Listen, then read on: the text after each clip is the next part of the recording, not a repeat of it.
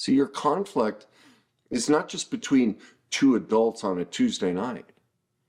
What many people don't know is that conflict is between your childhood abandonment and their childhood shame. See, every relationship fight is really just two childhood emotional blueprints, what I call the worst day cycle. If you've been in more than one relationship, you've probably had this moment where you stop and think, how the hell did I end up here again with a completely different person, but having the exact same fight? The faces change, the addresses change, the years go by, but the emotional movie, it's the same script, the same roles, the same ending. You still feel unheard and they swear they're being attacked by you. Well, you feel invisible and they say you're just never satisfied. Well, then you feel abandoned and they feel overwhelmed. So what do? You escalate. What do? They withdraw. You shut down, they get louder. You panic, they defend. You pursue, they distance. You talk it to death. And you both promise, that's it. We will never do this again. And then the next time, one of you is tired or stressed or triggered. There it is. So maybe we need to stop pretending this is something that is just random. It happens randomly, and tell the truth about why this keeps happening. What you're fighting about, the two of you, is almost never what's actually hurting you. I know you think it might be the dishes or the text message or the tone of voice or that they always run late or they never help or they always bring the same thing up, but none of those things are big enough, not on their own. None of them are big enough to create the level of pain you feel in your body when these fights start. That level of pain doesn't come from not doing the dishes or not sending a text message or being 5 minutes late. Think of that, just 5 minutes late, and you're having that big of a reaction? It actually comes from what the event means to you and your nervous system. See, your conflict is not just between two adults on a Tuesday night. What many people don't know is that conflict is between your childhood abandonment and their childhood shame. How you felt invisible as a child and they felt pressure. How your childhood was filled with fear and theirs was filled with being overwhelmed. See, every relationship fight is really just two childhood emotional blueprints, what I call the worst day cycle, getting activated at the exact same time. So your partner isn't actually creating the wound in you. They're just revealing it, and you're doing the same for them. But once you see that, everything starts to make sense. See, in almost every relationship I work with couples, it's always the same two situations. It's survival patterns that they learned into childhood, and they just crash into each other just over and over. One's the pursuer and one's the distancer. Some people call it anxious and avoidant, and love addict, love avoidant. Whatever you want to call it, they're all the same thing. For this purpose, we'll just call it the pursuer and the distancer. And if you're the pursuer, you grew up just needing more emotional connection because you probably didn't get it. You were abandoned, neglected, unseen, unheard, invisible. And so your nervous system just learned really early, if I don't chase, I get forgotten. And if I don't fix this, I'll lose them. So I got to work harder, because if I do, then maybe they'll stay. So when that tension hits and you lean in and you text and you call and you explain and you push for an answer, you're not trying to attack them. All you're trying to do is feel safe. You've never felt safe. Now, on the other side, if your partner or you're watching and you're the one who distances and avoids, you grew up with way too much emotional intensity. Maybe there was too much yelling or too much chaos or too much criticism or too many feelings in the room. or you were asked to be the adult and take care of everybody, or you were smothered and engulfed and made a surrogate spouse by one of your parents. Whatever it was, nobody knew what to do with all those emotions. And so your nervous system just learned there's only one shot, only one way. If for me to survive this, I have to withdraw, and then I won't be overwhelmed.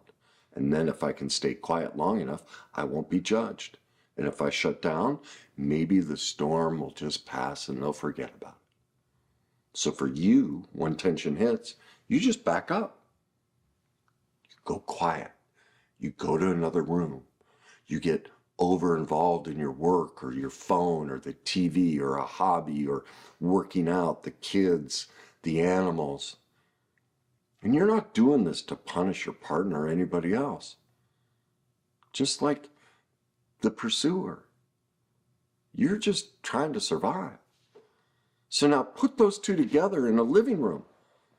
One pushes, one pulls, one escalates, one disappears. One says, "Why won't you talk to me?" The other says, "Why won't you just let it go and leave me alone?" And then they start thinking, well, we're just incompatible. It just feels like we're wrong for each other. Well, that's not true. What's actually happening is you just have two childhood emotional blueprints, worst day cycles colliding. It has nothing to do with your personalities. So here's the part most couples especially the ones I work with, they never realize. You're never fighting about the moment or the issue, ever. That's not how emotions work. We're not born with emotions, they're learned. And our first, earliest emotional experience is we get definitions. We go, oh, when I see, hear, smell, touch, taste this, that's what it means. So now you're seeing it in your partner and you're just reliving what you learned way back then. And so you're fighting about the feeling underneath the issue. So you don't melt down because of how they stack the dishes. You melt down because in your body, that mess means you don't matter. And no one is here with you. And you're alone with everything again. And they shut down because you brought something up in the wrong way. You did it wrong again. And they shut down because inside they look on your face and it means I failed. I'm the bad one. I'm never enough, no matter what I do. And there you go. You're in the you're in the worst day cycle of trauma, fear, shame, and denial.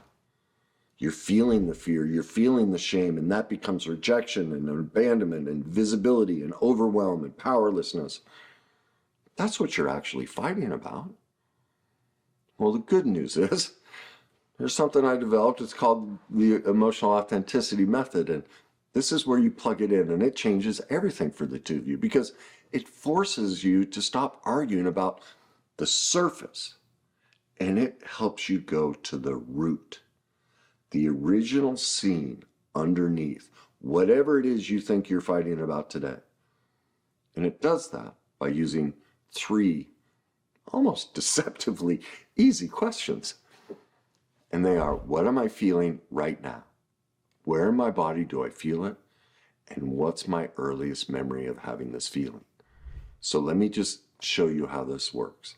So you think you're furious at your partner because they were late again.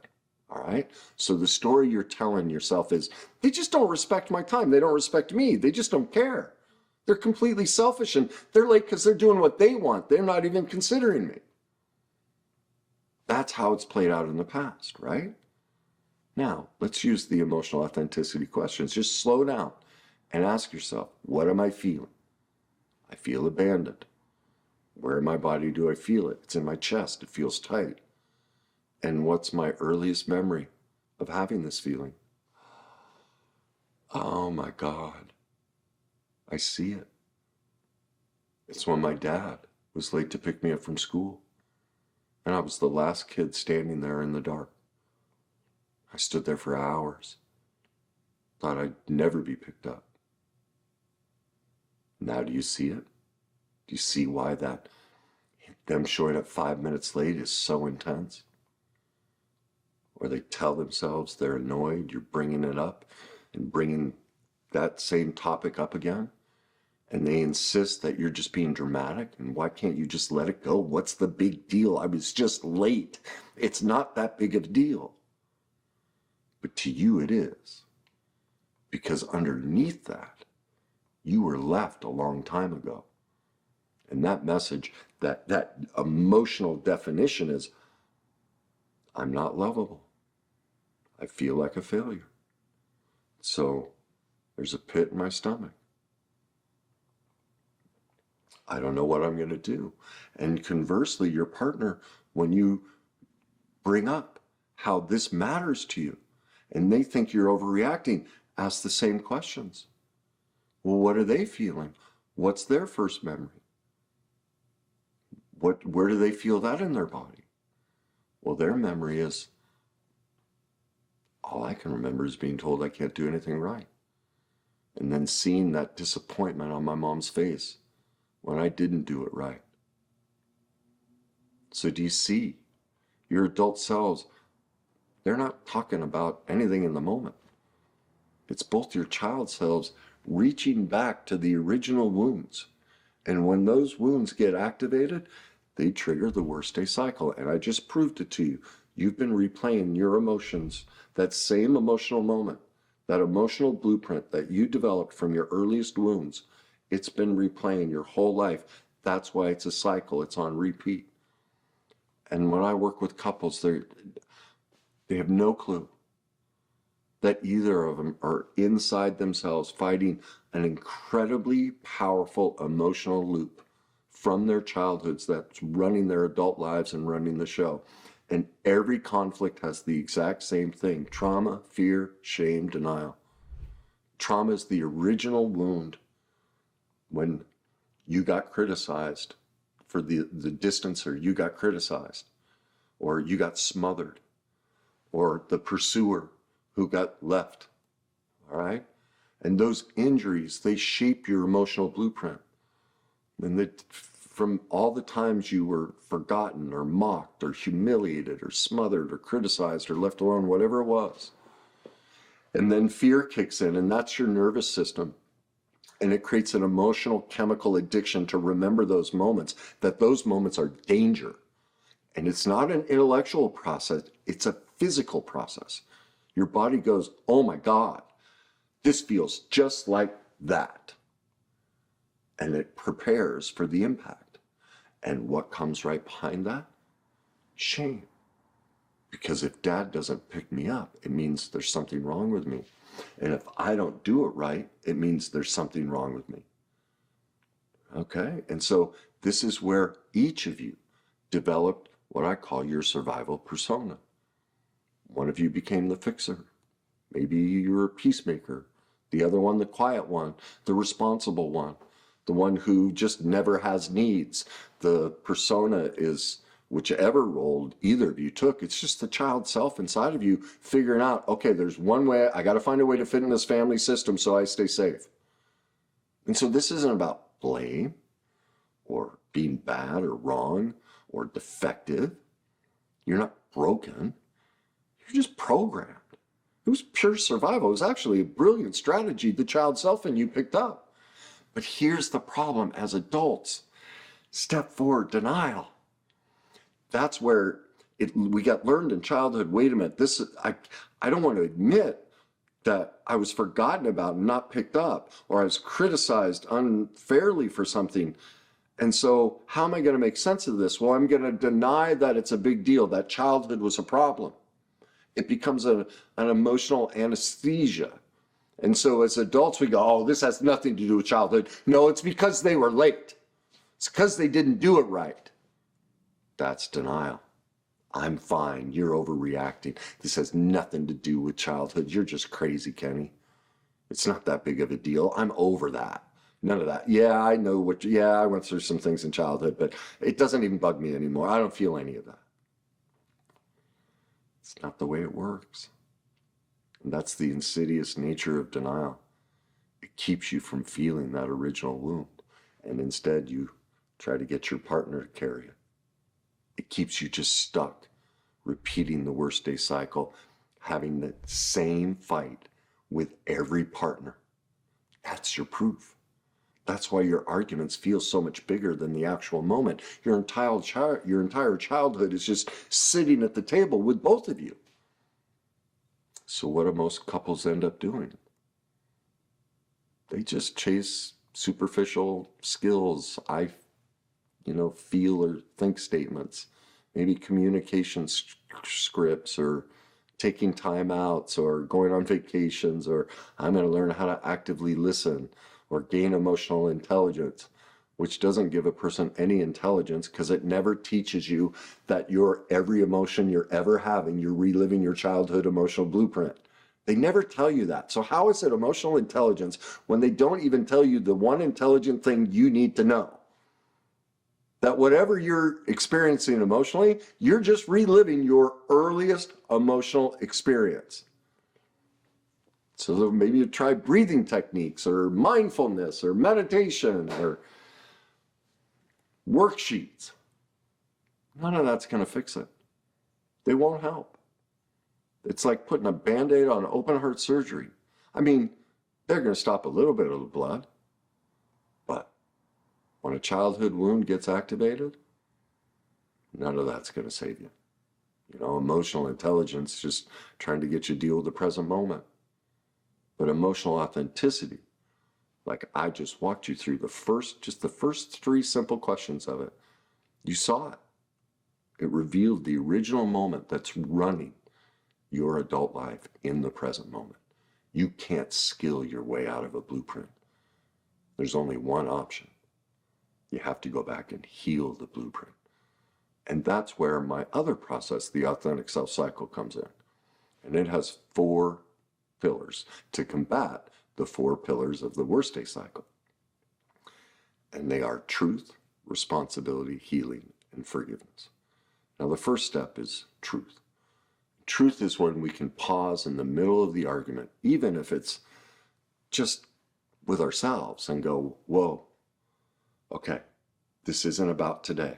Okay, it's true, they did that behavior, but the feelings are way too big. And I see it now. This feels just like when I was a kid and A, B, C, or D happened. Now, when you do that, you crush the denial loop of the worst day cycle, which is keeping you stuck. You stop pretending this is only about the text or the tone or the chore or their schedule.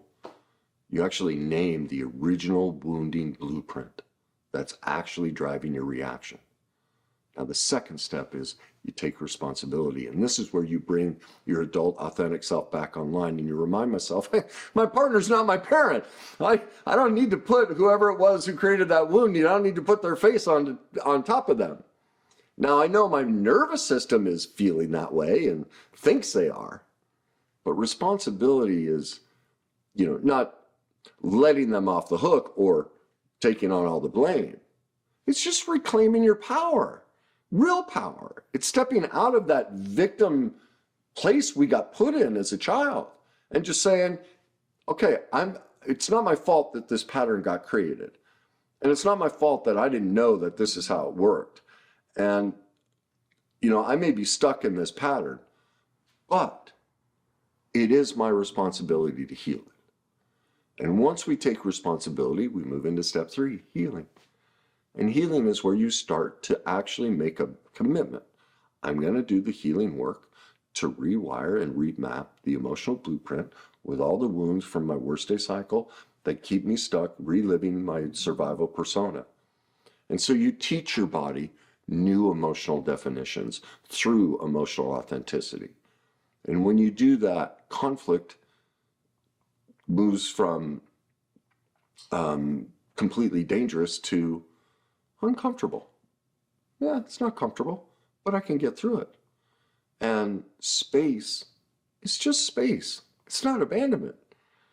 And intensity isn't an attack. It's just elevated energy.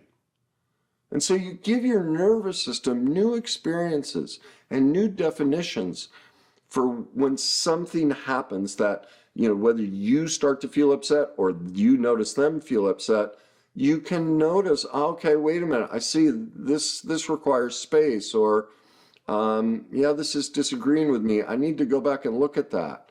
And you can learn how to survive what you're experiencing emotionally without collapsing or chasing or disappearing. And that's how the cycle breaks. And when you use the three pillars of the authentic self cycle of truth, responsibility, and healing, the fourth one just comes naturally. It's a byproduct, and that's forgiveness. And that's not, I'm just fine and I'm over it and it didn't matter, where you just like cognitive dissonance or spiritual bypass something. It's not excusing the past. It's releasing the shame that says, I'm the problem, or they're the problem, or the false identities, the survival persona. It's forgiving yourself that, oh my God, I see it now. I have been stuck in this survival persona. I don't need to shame myself for that. I was brilliant to come up with that. I can forgive myself for that.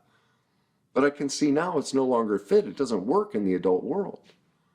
And so the old emotional definitions, that told you that love equals chaos, or that silence equals punishment, or conflict is abandonment. Forgiveness is where you just, finally the adult just consistently shows up and replaces the child at the wheel and the shame voice at the wheel and says, hey kids, love ya, but back seat, I'm driving now. So I want you to know this. You're not broken. You've never been broken. And you've not been bad at relationships. And you've not been doomed to always pick the wrong person. You've just been fighting your childhood with adult tools that were never designed for childhood wounds. All right? And so if you're exhausted from repeating the same fight and the same emotional loop every time you get close to somebody, and feeling those same patterns of abandonment and shame, of overwhelm, of being smothered and engulfed and consumed and pressured and criticized, or just losing yourself, or the same fear that you're either going to lose them or you'll lose yourself. Whatever it is, you're not crazy. You're actually ready. You're ready to stop rearranging the surface, the deck chairs on the Titanic that you've been riding out. And you're ready to go underneath into the boiler room to where the blueprint is. The blueprint that's been running every single relationship you've ever been in. That's how the brain, body, and emotions work. So if you want help seeing your worst day cycle and how you can use the authentic self cycle and my emotional authenticity method, and through those, you'll be able to see your pursuer, distancer dynamic between the two of you, and how your emotional blueprints tie into all of that and pull it together in a way that finally makes sense. Well, that's exactly what I walk you through. Whether it's my videos, you can head over to my playlist and learn more about all of these. If you want to take it a step deeper, you can check out my books, Your Journey to Success or Your Journey to Being Yourself. You can head over to my online classes, thegreatnessyou.com, where I have the way to walk you through healing all of this, so you can see where your patterns began and notice how they've been repeating. But more importantly, you can learn how to finally break them so that the conflict just stops destroying your connection and it just starts deepening it. Because isn't that what you want? Because, the only thing that's driving you crazy is you can't understand the fight. And the reason you can't understand it is you don't know the fight you're in. You think you're having a fight now, but you're both fighting your emotional blueprints and survival personas and worst day cycles from the past. And so you don't, just have to stop having the same argument. Or you don't have to stay stuck having the same argument with every partner. Not if you don't want to. If you want, you can finally stop having it with them, but most of all with yourself. And all it requires is learning about the worst day cycle, authentic self cycle, and developing emotional authenticity. So if you want to do that, just check out more of my materials, and you'll find your way out of this. And you can put an end to these crazy making fights and recognize that the biggest fight going on between you and your partners is the fight with your past, not with them.